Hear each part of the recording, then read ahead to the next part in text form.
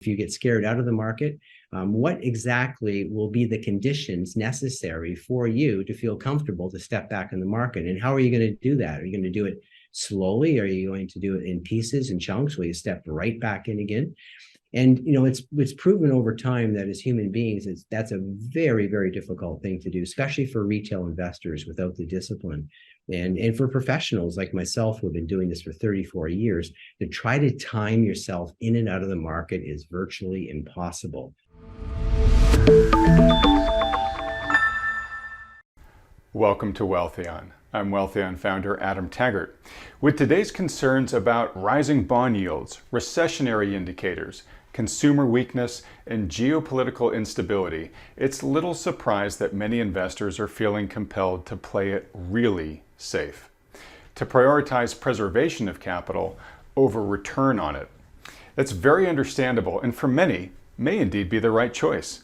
But it comes with trade-offs, ones that may well indeed be worth taking, but when taking them, it's important to have your eyes wide open about the situation. To discuss this important topic of investing for crisis, we welcome back Jonathan Wellum of Rocklinc Financial. As a reminder, Rocklinc is Wealthion's endorsed financial advisor for Canadian citizens. Jonathan, welcome back to the program. Thank you very much, Adam. It's great to be with you again. Hey, always a pleasure to have you on. Look, we've had a lot of feedback over recent weeks sort of about this topic, right? Where there's a bunch of people that have been concerned for a long time about a lot of the macro issues that we talk about on this channel. There have been a number of recent developments that are getting people even more concerned. I mentioned several of them: the bear steepening in the yield curve. We've just had the outbreak of some tragic developments in the Middle East. A number of people are definitely concerned about their portfolio becoming collateral damage to some sort of corrective event that may happen in the future. Not an invalid concern at all. But as I said in the introduction, there are trade-offs that come along with it. In the long run, a bunker is not a strategy for wealth building. So you want to make sure that you are protecting your wealth, but you want to be doing it prudently if your goal is to build your wealth over time. So we're going to delve into that deeply, because I know you have these discussions every day with people, and I want you to be able to kind of surface that in this video for our viewers today.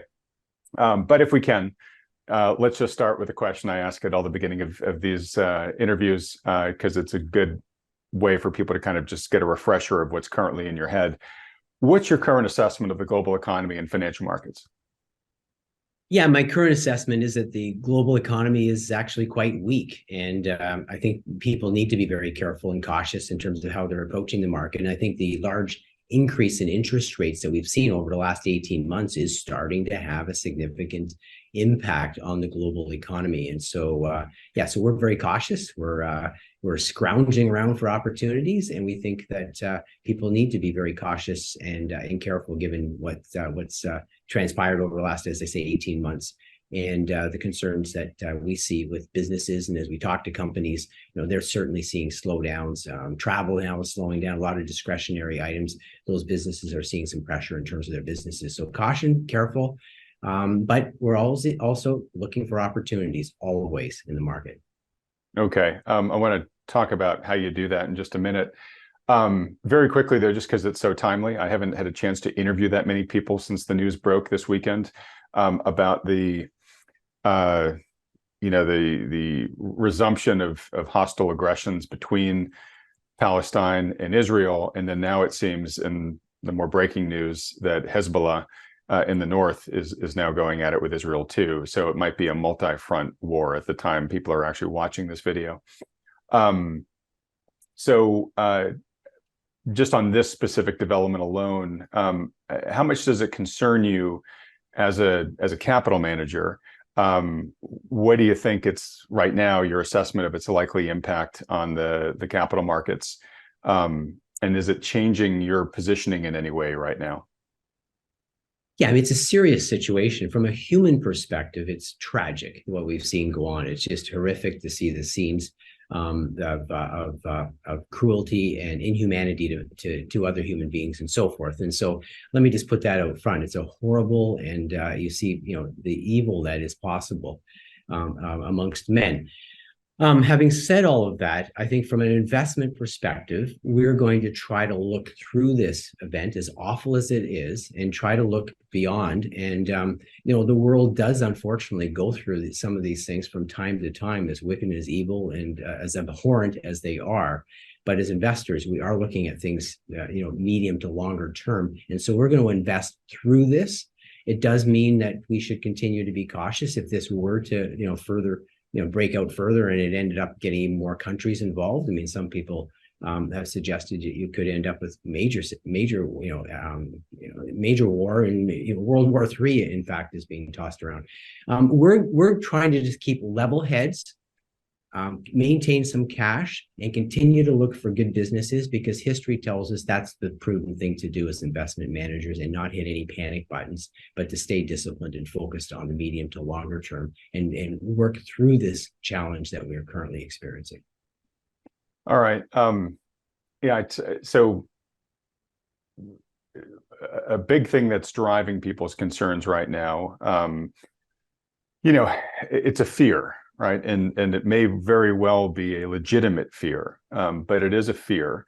And we do often say on this program that making investment decisions based on emotion, whether it's on the fear side of the scale or the greed side of the scale, that's generally a recipe for making suboptimal at best decisions, maybe some terrible decisions.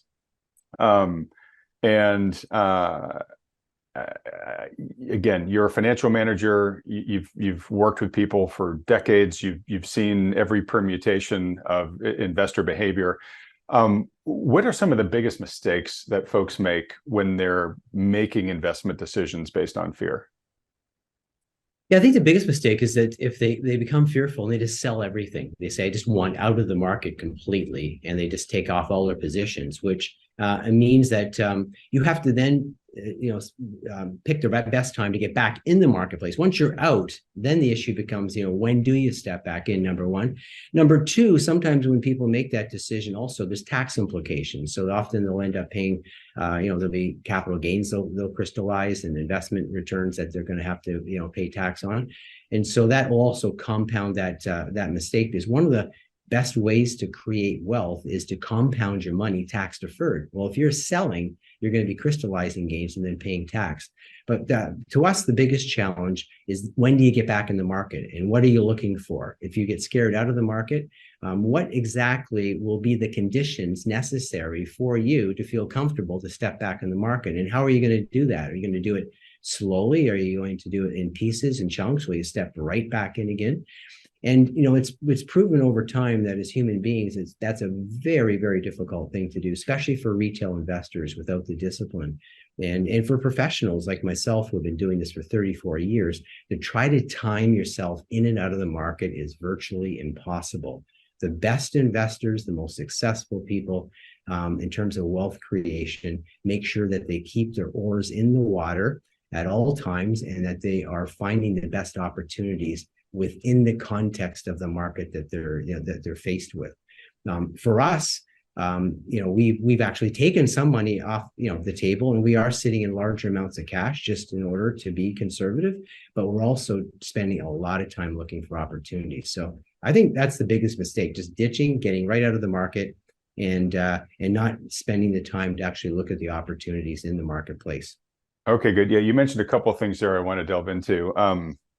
Which is, it's almost impossible for anybody, even the top pros, to time the market with real certainty, right? There's that Warren Buffett quote, you know it, Jonathan, about, oh gosh, what is it? We want to be right on average. What's the quote? Yeah, as Buffett says, you're better to be approximately right rather than precisely wrong. Okay. Yeah. Great way to say it. Remember Peter Lynch with Fidelity back in, of course, many of the listeners probably don't know Peter Lynch, but he was an exceptional money manager, ran the Magellan Fund back in the 80s and early 90s. They did a study on the Magellan Fund, even though it was the best performing mutual fund in that time frame. And the majority of the investors in that fund made very little money over that period of time. And that's because they would go in and out at the wrong times. When it was easy to buy, when the market was going up, they would buy the Magellan Fund. When people were panicking, they would sell. And it's quite interesting to see that the fund was one of the best performing funds, but the amount of money that people actually made owning it was a fraction of the overall performance of the fund itself. That is super interesting. Random fact, Peter Lynch lived and I believe still lives in the town that I was born in. So I would actually see him a bit as a kid just on the street. And he had that famous quote that said, more money has been lost basically by being out of the market, worried about the next recession than was actually lost in the next recession. And look, again, folks, I'm not by any stretch trying to give the impression that folks should not be cautious. You absolutely should, especially in the type of market environment we're in right now. But to your point about, people selling everything and then not finding a good way to get into the market. I mean, I've heard from some of our US based advisors that they're hearing from people still from time to time who are saying, yeah, I've been out of the market since 2013, right? Something shook them out back then. And then the market took off and they figured, well, I can't buy it back in now because the market's gone up. Surely it's going to come down. And then, of course, we had nothing but an up market until the end of 2021, right? And then the market was declining in 2022. And so nobody wanted to catch the falling knife, right? So, but the point is that these are people who were sitting on cash for the better part of a decade, right? Because they tried to time the market and lost, basically. And cash wasn't making much return over that period of time. At least now, if you're in cash, you can grab 5% on the short term. But for years there, you were getting less than 1%. Right, and I want to share that I was in a high percentage of cash for a lot of the past 8 years. So I myself, I want to say fell victim to this because I don't necessarily regret the reasons why I did it. I sure wish that the market had performed differently. But I took the conservative approach, and certainly my returns suffered because, to your point, I was sitting on a lot of cash that wasn't really returning anything. And even now in today's market, I still have a healthy amount of my assets in cash equivalents, which fortunately are now earning more. But it's not like I'm hog wild the market, and by any stretch, I'm not advising anybody to go hog wild the market. But I do want to have this sort of honest discussion about the costs of being overly conservative, right? Because building wealth over time is really all about using the miracle of compounded returns over time in your favor. And if you turn off the spigot on compounded returons, there's a real opportunity cost to that. So, anyways. In part of the financial planning side of that, Adam, when you're dealing with clients as they come in, is if you're dealing with clients that are still adding to their portfolios, they're younger, they have a longer time frame, then they can be a little more aggressive and they don't need to be chased out of the market. If we have someone that comes in who's not adding to the portfolio, they're retired, and they're a little closer to the wire, I think it's very important that they have a cash buffer or a cash equivalent type of buffer in short-term securities and so forth.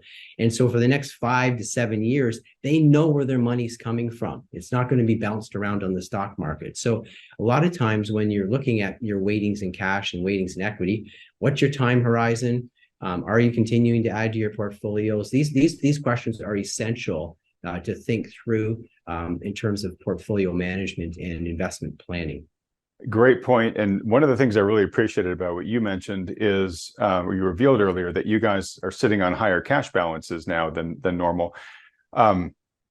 That's not something that many financial advisors will publicly admit to. And the reason why is they have a fear that, well, my clients can be in cash on their own. Why are they working with me if I'm going to put them in cash, right? And I always tell people, you pay the financial advisor to know when to be in cash and how much to be in cash for. And it also shows that your firm, is risk managed. In other words, you're not, we're just always long, right? Our portfolio isn't 100% deployed and always long. Right now you just admitted you get a pretty healthy cash buffer because you got some concerns, and presumably, as you said, you're always looking out there for opportunities. You want to have some dry capital to take advantage when the valuations make sense, right? So let's actually, if we can, let's talk about how you are managing capital right now at Rocklinc, with an eye out for the concerns that folks are talking about here. Why don't you remind folks of your approach in terms of how you sort of structure your portfolio, and then, how are you managing it right now, given all these risks that we talked about at the beginning of the discussion? Yeah, and again, as you've mentioned already in this discussion, we are concerned about the market. We are concerned about a lot of factors out there. So we share the concerns of the listeners and our clients as they come to us. So when a client comes in, typically they'll be coming in generally with cash, or they'll be coming out of another firm, and they'll generally be coming with the cash. If they do come in with the securities, then we'll look at all those securities and we'll analyze them, and we'll say, do we want to own these? If we don't, then we will sell them, based upon tax considerations and so forth. But if someone's coming in with cash today, we are only slowly investing them in the marketplace. It might take us 6 months to a year before we feel, comfortable in terms of just building out that portfolio. So we're being very, very cautious. We're typically what they call more value investors. We're looking at companies that purchasing companies that are trading at a discount to what we think is intrinsic value, and that's often a discounted free cash flow analysis, looking at the free cash flow over the next 5 years, and then doing an estimate for the next 10, and then building a perpetual kind of value in there, and then discounting them back. And so we're trying to look at companies that we think are trading below what they should be trading at in the market based upon their real economics. We'll sometimes, for some businesses, look at net asset value. So we'll look at the balance sheet and look at the assets minus the liabilities. Typically, those would be more harder asset type businesses. And so as clients come in today, we have our focused list of companies. So we have 20 to 25 companies that we purchase across half a dozen industries. And we'll only invest in the companies today that we think are trading at attractive prices. And if they're not trading at attractive prices, we keep the money in cash. And so that's why the process will take a number of months, and maybe it'll take 6 months to a year. But as the market opens up opportunities, or as certain sectors become more attractive, or businesses that we want to own, then we'll nibble away and we'll start picking off those businesses. So cautious, yes, but always driven by businesses that we like, that are trading at prices that we think are attractive based upon the current market conditions that we're in. And we think that's a prudent way of going about it, and finding a balance between having cash and also being in the market and letting your assets work for you in good equities that are often paying dividends and chugging along quite nicely, and then making sure that our investors are starting to participate in long-term gains, setting them up well for the long term. All right, great. And so, Jonathan, it sounds like that your approach there at Rocklinc really is a value investor, as you said, but really, looking for the discount price, hopefully the deep discount price. There's that old saying amongst veteran capital managers that you make your money when you buy, not when you sell, right? You want to be buying value at a lower price than its true value, and then the game is waiting until the market price catches up to true value, right? So you're nodding as I'm saying this. So, presumably when you buy, you also, I'm assuming to a certain extent, have a little bit of an exit price already in your mind that, like, okay, if the price gets up to X and the fundamentals haven't changed to justify even further value creation, that's when we know we want to get out of this thing. Yeah, that's true. And sometimes, unless it's trading at a fair premium, we would look at maybe a 30 or 40% premium. We typically will stick around in the business if it's a good business and it's continuing to grow. And partly because, our valuations can be, they're not perfect. And often when a business has great momentum, and I'm speaking not the stock, but the business itself, it's growing the earnings, it's reinvesting back in the business, it's generating high returns on invested capital. You want to stick around in those companies. It's hard to find great businesses that continue to grow. So we'll let it grow, but we wouldn't be adding to the position. We wouldn't be bringing new investors into the position. And that's the big difference. When we add, we want to be buying at a discount, but we'll hold on if the business is really doing well and it's a strong company. Because businesses, I think what investors will find over time, a well-run company usually surprises on the upside. I mean, you've got smart people, they work all day, all night to figure out how they can grow. And even when you get into market conditions like we're in now, in some sectors that we might touch upon, there's pressure in those sectors. Well-run companies can take advantage of weak competitors. And so often when the market gets difficult and there's challenges, the weak competitors get bought out, and strong companies actually can ratchet up their growth levels. And certainly we've seen that. Back in the financial crisis, for example, look at the banks that gobbled up other banks, or look at infrastructure companies that went out of business because they weren't they weren't properly constructed, their balance sheets, and then they get bought up by other larger players. So that's what we mean by there's always opportunities for a well-run company that's well capitalized. Okay, well, that's maybe a good segue then into what are the sectors that you're looking at right now? Where do you see the opportunity, or maybe where do you see you want to make sure you stay away from? Yeah, let me start off. Actually, what's interesting, one area that we're just very careful and cautious about, and we have been for a couple of years. So this isn't just something that came out of last week or earlier this year, and that's the banks. We're very cautious about the banks, and partly because we're in a debt crisis, and the banks are basically own that debt. I mean, your liability is their asset. And let me just say a couple of things about the Canadian situation. And I know that we're speaking to investors from all over the world, but in Canada, a number of our banks, when we look at Toronto Dominion Bank, CIBC Bank, the Bank of Montreal, BMO, all those banks operate in the United States also. About 20% of their current mortgages are negatively amortizing. And so that means that the actual payment that people are making on their mortgages isn't even covering the current interest. And people might say, well, how is that possible? Well, the reason that's possible is the banks don't want to be kicking people out of their homes and foreclosing.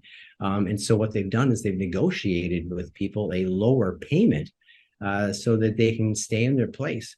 But we don't really want to have, own financial institutions where you've got 20% of the mortgages, their assets, negatively amortizing. We also see in some of these banks also a similar number, 22% of the mortgages have an amortization period now of 35 years. 35 years. And so what that tells you is there's pressure. There's a lot of pressure on the consumer, that higher interest rates are putting a lot of pressure on the banks. They're sitting in unrealized losses. Their assets are under pressure, and we would expect that loan losses are going to continue to tick up. And so from our perspective, that's one area, and especially in Canada, that we want to be very, very cautious about. But then if you look south of the border, the United States, and we literally only have about 1.5% of our assets in any banks. But if you look at the States, which has been well documented, and many of your people have talked about it on your show, I mean, now you've got an industry too with unrealized losses on a lot of their assets that are in excess of $700-800 billion. Some people say higher. And again, we don't know how all that's going to play out. We've seen some challenges earlier this year on a number of bankruptcies in the U.S. system. But, that could play out in a messy way. I mean, Kyle Bass was on your show recently talking about the commercial market, and you've got another 200 to 250 billion that could be taken off the equity of the banks, which is about 10% of the equity of the banks, and particularly focused on a lot of regional players. And so we look at that space and we say, that's an area where why would we be compelled to jump into? Mm-hmm. No, need to go there. And as I mentioned to you, before, in Canada, if you're buying the Canadian index, which is called the TSX, the S&P TSX index, about 30% of it's banks. So if you're an index buyer, you're getting banks whether you like it or not. And so that's why we like to be sort of, again, way off index, and we're value investors and focus. So one area we're cautious about, long and short of it, is the banks. We think that there's still challenges on the banks, and not that they're going to blow up or anything like that, but are you really going to get high rates of growth and earnings growth in the next little while? We don't think so. The same thing really with the life goes also, the life insurance company. So there's a sector where we say we don't need to go. We don't have to be there. There's going to be ongoing pressure for some time. And so we'll just minimize our exposure and stay clear of it. A lot of derivatives, a lot of messy things in the banks.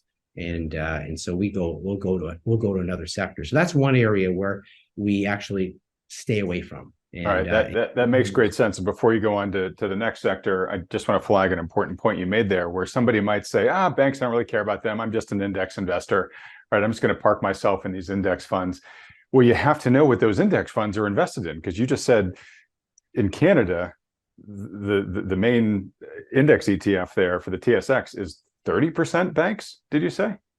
Yeah, when you can, it's probably about 25% banks, another 5% the life insurance companies, but 30% financials. Financial institutions. Okay, yeah. So anyways, the point is no matter what you buy, you got to understand what you're buying, right? So you might have just agreed with all of Jonathan's logic there and might think, oh, I'm sidestepping that because I'm just going to own the general index. Well, something happens in the financial industry, it's going to definitely impact your index there, given the high weighting of that sector. So important point.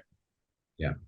One of the areas that we are much more interested in now, and we've had positions in the sector already, would be in what we call sort of infrastructure and utilities sector. And again, I don't have to tell most of your viewers that area has been pummeled in many cases, and that's because you've seen massive increase in interest rates. And so if you're a utility or infrastructure company and you're funding different projects and you've got capital demands coming forward, all of a sudden your cost of money's gone up and your margins are under pressure. And so there's a good reason why these companies have come off in value. But as we look at the carnage in the space, and especially the last quarter, and I think the utilities are down in the Canadian marketplace is slightly different on the S&P. You're talking 13, 15% as a group in just one quarter. I mean, these are large drops for generally pretty predictable businesses. So we go into that space and we say, are there some real gems here? Are there companies that have balance sheets that are fortress-like balance sheets? They're well financed. They've locked in their terms of money. They've got long-term contracts in place. They've got inflation adjustments, all of those sorts of things, right? So why are they being sold down to the same extent? And so we have positions in a couple of companies, the Brookfield companies. We have Brookfield Infrastructure and Brookfield Renewable, which are very, very well-positioned companies. And year over year, I think they're down maybe 20 and 30%. The Brookfield Infrastructure may be down over 20%, Brookfield Renewable about 30%. And yet, those companies, when you look at, say, Brookfield Renewable, you've got 85% of their cash flow is protected by indexation to inflation. 90% of their debt is fixed rate, long term, that goes a duration of over 7 years. In the case of Brookfield Renewable, it's over 12 years, all fixed rate debt, non-recourse debt. So they're very, very astute at structuring their investments. And it's that kind of fortress balance sheet you were talking about. Yeah. And so again, we saw this in 08, 09 with Brookfield. They had very well-structured businesses, and some of their competitors had terrible balance sheets. And they were able to just step in and buy up a lot of these assets. And so when you look at the Brookfield assets, you really have 10 to 12% earnings growth already built into these companies for the next 3 years. And they just did an update in New York City back in September, just last month, and just reiterated all these numbers. And they're exceptional at raising capital, at recycling capital, which means they'll sell some of their projects from time to time. And so they don't need to be coming to the market to the same extent as some of their competitors. And they're in growth sectors.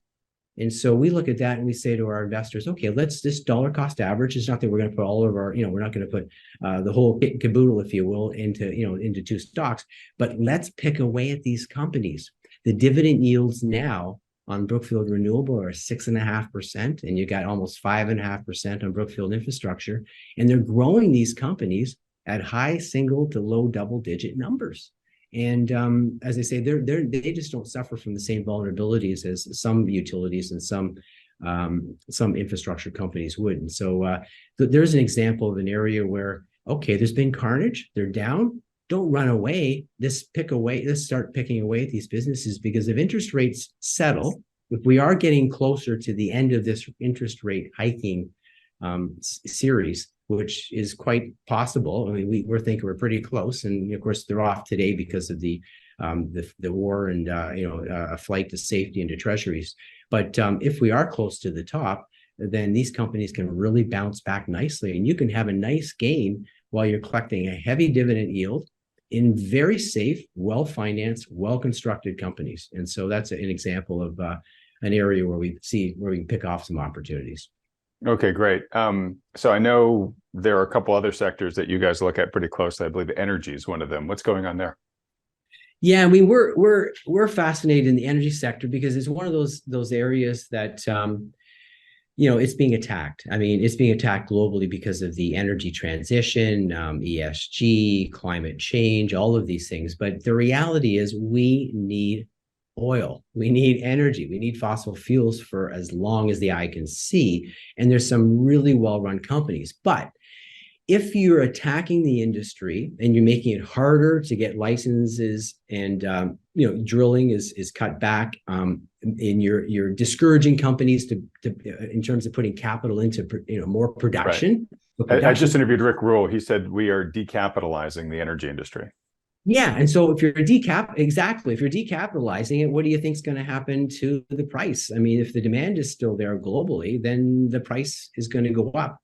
And so you've got really, again, we're not trying to make big predictions on the oil price, but you've got generally a pretty good floor underneath you because you've slashed production, you've made it difficult to put capital into the business, and now you're dependent on the Middle East and other countries where they would prefer to have higher prices. So in light of all that, if you look at, we're looking at some of the Canadian oil companies, but certainly some of the large US players who would fit this bill. Some of these companies are generating 12 to 18% free cash flow yields, some even higher. And that's because these, at $80, $85 a barrel, they are very, very profitable. And because they don't have the use of cash into new production to the same extent they would if we were encouraging the industry to grow, then what do they do with all that capital? What do they do with all that cash flow? They're paying down debt. They're buying back stock, and they're increasing their dividends. So we own companies like MEG Energy, MEG, MEG Energy, some Suncor, which is now controls all of the substantially all of the oil sands now. They've been buying out their partners, Canadian Natural Resources. But the same would apply in the U.S. These companies are incredibly profitable. They're just printing money, and if they just kept doing what they're doing, in many cases, they could buy back all the stock of their company in the next 8 to 10 years. That's how absurd it is. So we look at that space also. We say, well, with all of the pressures, and as Rick Rule knows very well, he's an expert in this area in commodities. I have a ton of respect for Rick and appreciate his information. As you say, decapitalization is what you're doing. That just is going to keep the price up. And what's it going to do? It's going to benefit the really well-run oil companies. And so we have about 8 to 10% exposure in our overall portfolios to some of these companies. And we really like the position. And as I say, dividends are going up, stock repurchases are going up. And we think that's a really safe area to be. If inflation continues to be a problem, oil generally, reprices to inflation. And so you've got some hedges there also. Okay. I am going to ask you, once we go through the sectors here, just if we do go into a recession from here, which a lot of people are worried about in 2024, some saying maybe not until 2025, I want to have a sense of how some of, how that might impact your outlook on some of these companies. But before we dive into that, let's keep going through your list. Industrials, right? Yeah, we're looking. We like the industrial space. You can find companies that are favored in terms of areas where there is ongoing opportunities, like above average growth. So whenever we're looking at a sector, we're saying, are there secular growth trends here that are propelling certain aspects of this industry forward, and growing at faster rates than the overall GDP. So if you take a look at one area we're spending time, we're just about ready to pull the trigger, we haven't done it yet, is sort of the whole electrical equipment space. So you're looking at these businesses like Schneider Electric, like Eaton, like Hubbell. There's a number of them that we've looked at that are helping the electrical utilities rebuild their grids. The grids are under tremendous pressure. You're in California, I don't have to tell you about that, how good the grids are. And, home of the rolling brownouts, yeah. Yeah, and so if we're going to start plugging in all these electric vehicles, I mean, put that aside for a second.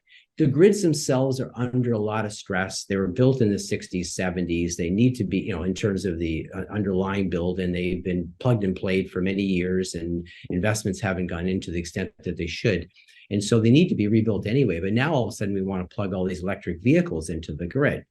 And so there's just massive, trillions of dollars have to be spent to rebuild, refurbish, restore, increase the capacity of these of the electrical grids. So looking at companies that are going to be selling a lot of the equipment that the utilities are going to have to buy in order to rebuild these grids. So as I say, we've been looking at Schneider Electric, which is European based, Eaton, which is US based, Hubble, and there's a number of other ones that we're zeroing in on.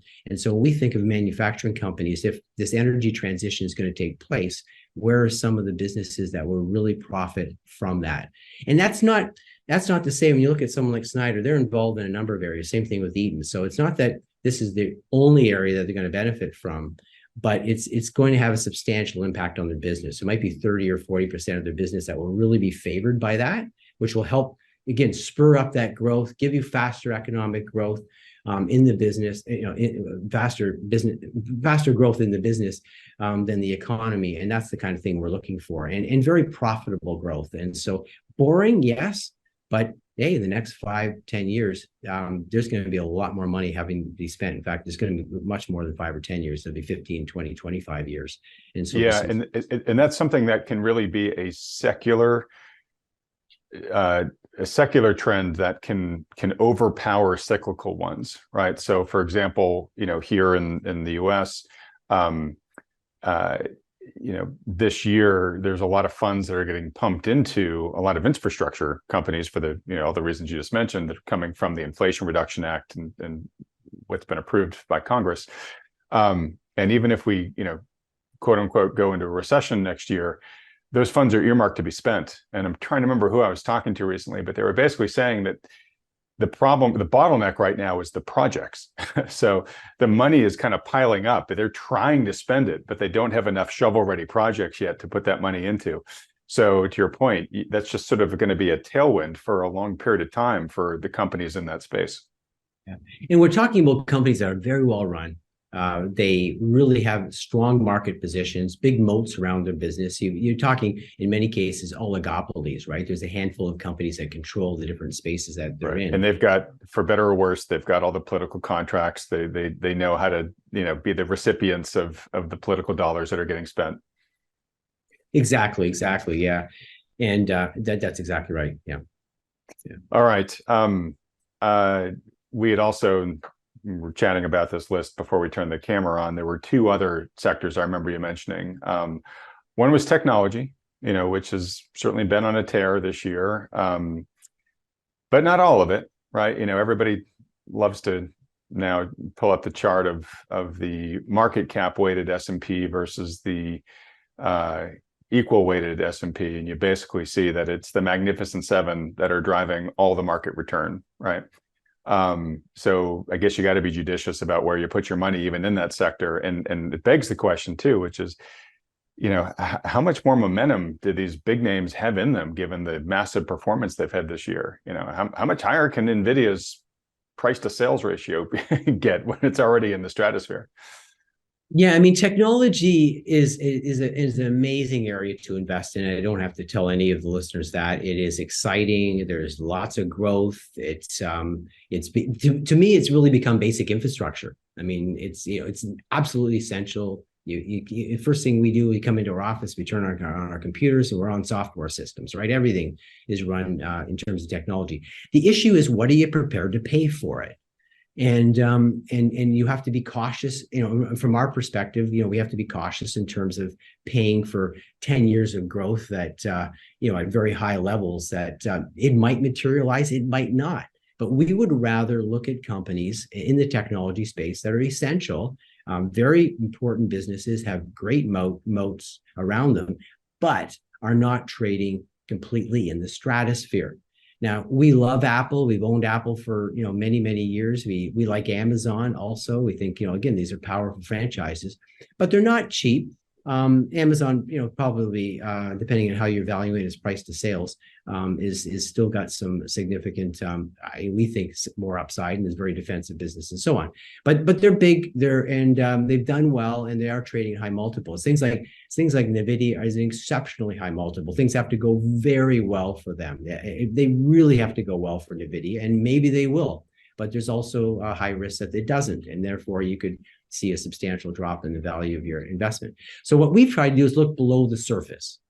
We were able for a while to pick up a little Adobe, but then it took off like a rocket with the AI.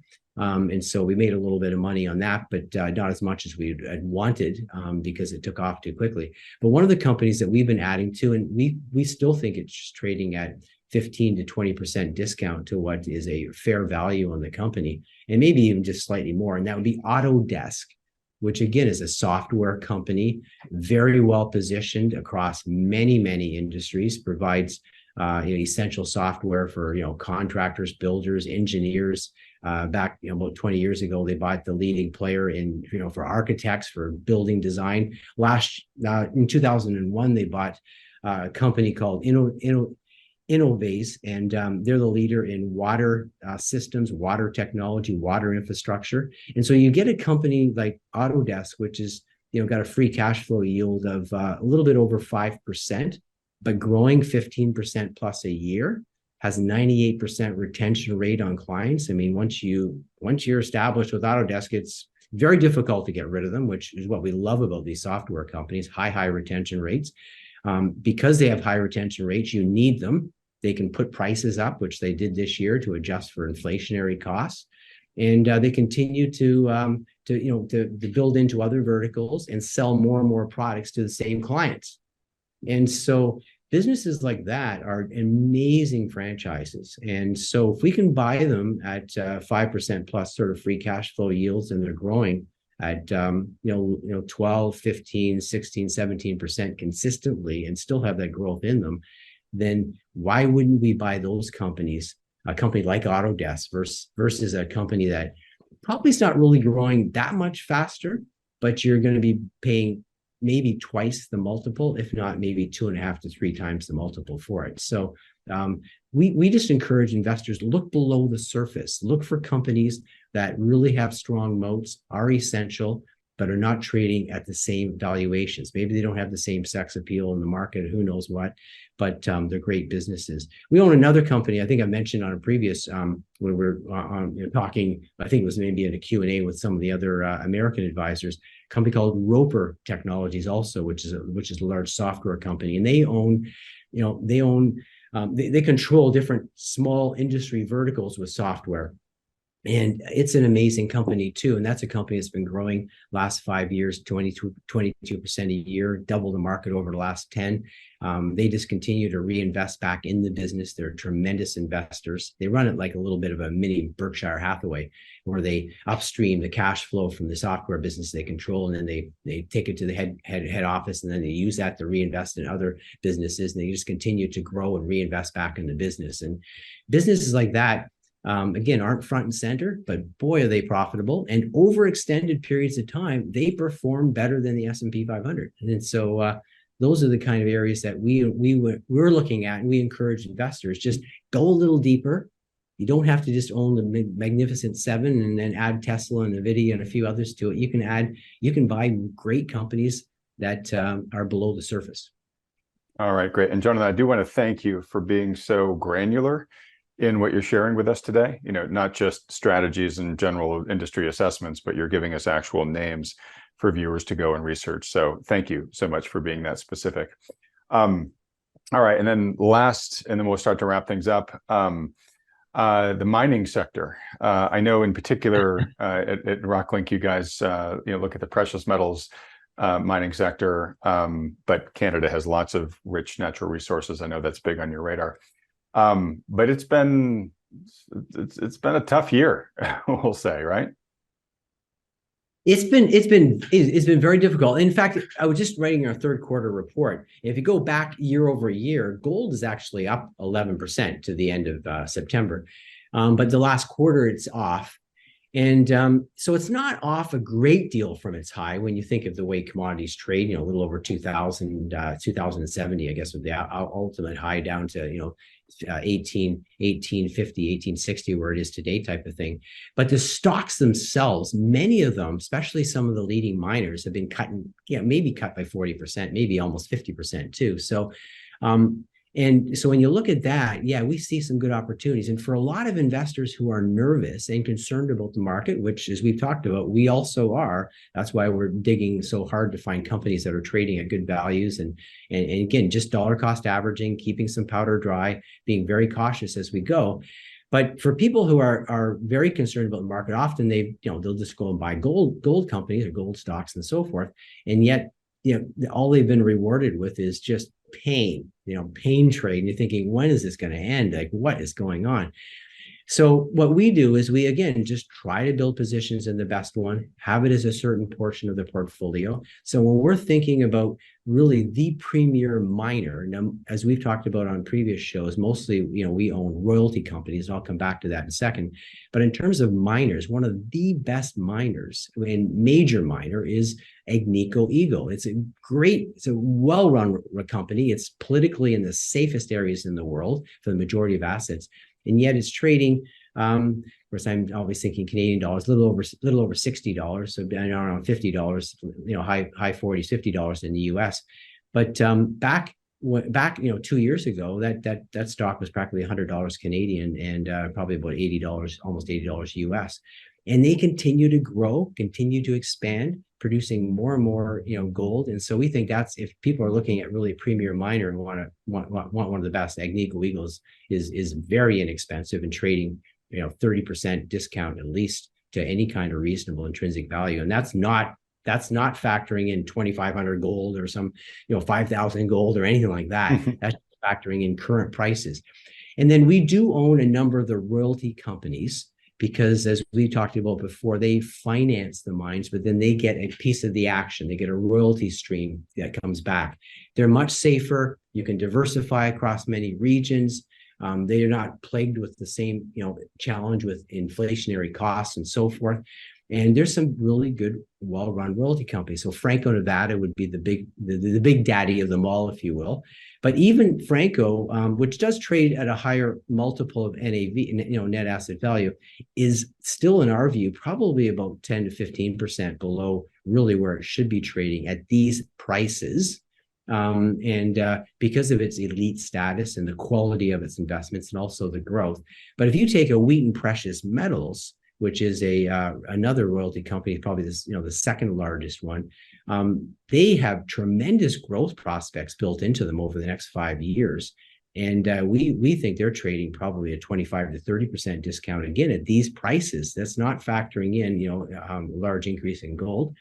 And Sandstorm Royalty also would be trading at a similar discount. And so we think that space, Cisco Royalties is another quality company. They got hit more recently only because they had a change in CEO and a little bit of a tussle at the board level. But again, as a royalty company, they already have all these great assets all lined up. Do they need a good CEO? Of course they need a good CEO, but we think they'll be able to replace, the CEO. And their underlying assets are fantastic and long-term and undervalued. So that's another space. If people are nervous and concerned, valuations there have not done very well, but the price of gold and silver have been pretty robust. And so there's a disconnect there. That's another place to just pick away, be careful, be disciplined, and chip away and add to your portfolios. If the world does get into a real mess, then boy, the upside could be significant. Yeah. And obviously I hate to root for the world getting into a real mess, but again, that's sort of some of the way to be along something if you're worried about crisis, right? Yes, absolutely. All right. So in wrapping up here, I did say a few minutes ago, I'd ask you, the prospects of the economy, the global economy, we'll say, US, Canada, and many other countries, going into recession, for argument's sake, let's say within the next 12 months. What impact, if any, does that have on what you just told us? Yeah, no, we believe that the probability of a recession, again, we're not predicting that. We're not stock market prognosticators in terms of economic predictions. but it's got to be fairly high because you've just hiked interest rates to such a large extent, and that has to run through the system. And we've had a fairly strong, the economic growth has been quite strong coming out of COVID and so forth. So we fully anticipate in our analysis and in the valuation of the companies we're looking at a slowdown in the economy. If that doesn't come, fantastic, that's great. But we're factoring that in, and we're doing that both with with how we're valuing the businesses in terms of conservatism, and also by carrying a little extra cash around in the portfolios. But yeah, we're in the camp where, I don't know. I mean, we had such a long period of almost zero interest rates that there's too many zombie companies out there. There's too many places where the pressure points are being put on that it's almost impossible to see that we're not going to have at least some type of recession. And to be honest with you, in Canada, we're already, it's a tougher go in Canada than it is in the US, and in Europe, it's not an easy go. Also, they're having a tough time over there. UK also. And as we're seeing, China now is trying to stimulate their economy and pumping more money into it. They just announced over the last 24 hours because they're also feeling a lot of pressure. So we could be back to the central banks, loading in some more capital. We'll see. But so it doesn't. To answer your question directly, it doesn't really change what we're doing right now. We're trying to factor that into our analysis and our thought process. Got it. Okay, so it sounds like when you are considering making an investment in a stock, you have done your bottoms up valuation for the company, and then you're basically putting some sort of recession haircut in there already.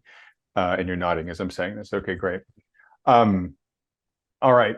Well, Jonathan, look, this has been a great discussion. Thank you. I was trying to figure out how to massage this discussion because it's a really important one to have. Because again, I'm not telling people not to be concerned and not to play defense, and not to be conservative. I'm all three of those things myself.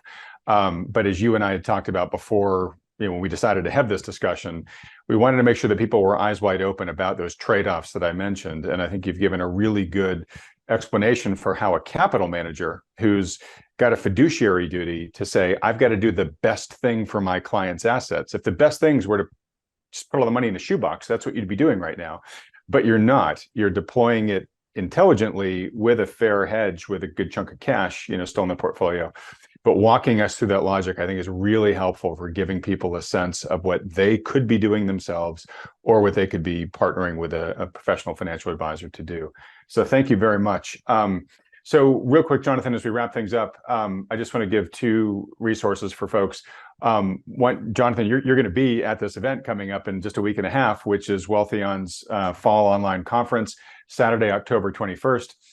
Folks, that conference is almost here. If you haven't registered for it yet and you're interested in registering it, do so now, really. And the reason why you want to do so now is because the last chance to save price discount expires this Sunday, and then the tickets jump up to the full ticket price.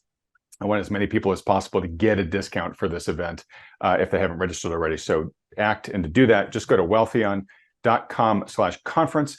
And a reminder that even if you can't watch the event live, everybody who registers will be sent replay videos of the entire event, all the presentations, all the Q&A. We try to get those to you the same night as the event ends, but it might be the next day, but within 24 hours. So if you can't watch live, you're going to have the chance to watch everything very quickly thereafter. And just a reminder, again, tough times, confusing times, challenging times for individual people to figure out how to navigate their wealth through all this uncertainty we've been talking about, Jonathan. You've given some really good ideas on a framework and a strategy. Most folks, I think, it's very good for them to have that orientation. The actual implementation is challenging for a lot of folks because they don't have the experience that obviously a professional like you do, but they also have real lives. Like, their attention is demanded by their jobs, their families, other commitments. They're not sitting at their desks watching the markets, day after day, minute after minute, like you guys at Rocklinc are. So that's why I always, encourage people, unless you're highly experienced already at doing this yourself, work under the guidance of a good professional financial advisor who can be your guide here. Just make sure that they take into account all of the issues, macro and otherwise, that Jonathan talked about here. If you've got a good one who's doing that for you, great, stick with them. But if you don't have one, or you'd like a second opinion from one who does, maybe if you live in Canada, Jonathan himself and his team there at Rocklinc, then consider filling out the short form consider scheduling a consultation with the financial advisors endorsed by Wealthion. And to do that, you fill out the short form over at wealthion.com. Only takes you a couple seconds to fill it out. These consultations are totally free. There's no commitment to work with these guys. It's just a free public service that these advisors offer to help as many people as possible, position as prudently as possible for what may lie ahead. If you've enjoyed this discussion, would like to see more discussions like this with Jonathan, where we bring him back on and he's, opening the kimono and showing us all the specific companies that he's actually looking at right now, please vote in support of that by hitting the like button and then clicking on the red subscribe button below, as well as that little bell icon right next to it. Thanks so much, Jonathan. I'll let you have the last word here if you have any parting bits of advice or counsel for the viewers here. Yeah, thank you very much, Adam. It's been wonderful to speak with you. Yeah, I think I just reiterate, yes, be careful, cautious as we go, but don't neglect to have some oars in the water, if you will. You need to be participating. And so be cautious, careful, but go forward with as much knowledge as possible. All right. Thanks so much, Jonathan. I'll see you at the conference. Everyone else, thanks so much for watching.